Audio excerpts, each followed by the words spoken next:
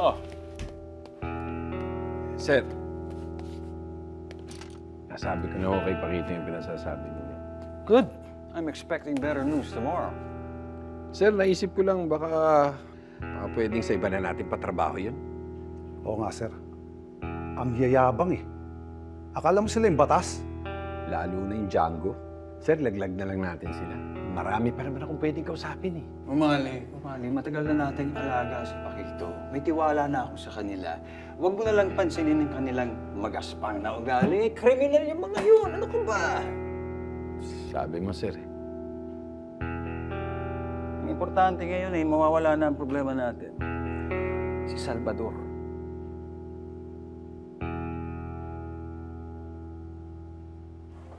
Trabaho tayo bukas. Malaki babayad sa atin.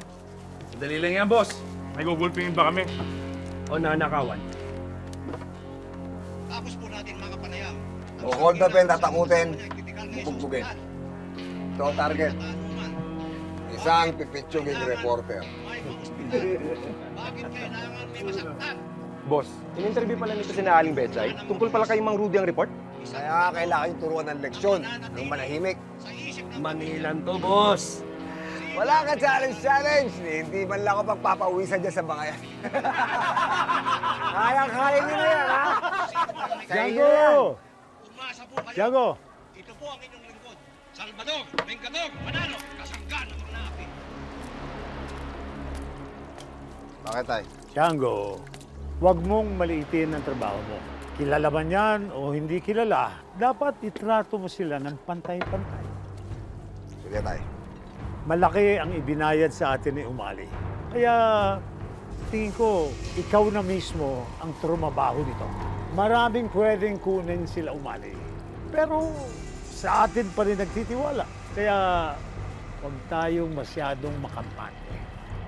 Huwag natin sirain ang tiwala nila sa atin. At saka, kailangan natin ng proteksyon ng mga pulis. Bakit? Kailangan din nila tayo. Eh di quits. Di ba tayo? Mas kailangan natin sila kesa kailangan nila tayo. Kaya, pagbutihin mo yung trabaho. Trabahong inuutos nila. Sige tayo. Anong bahala ron? Gabo!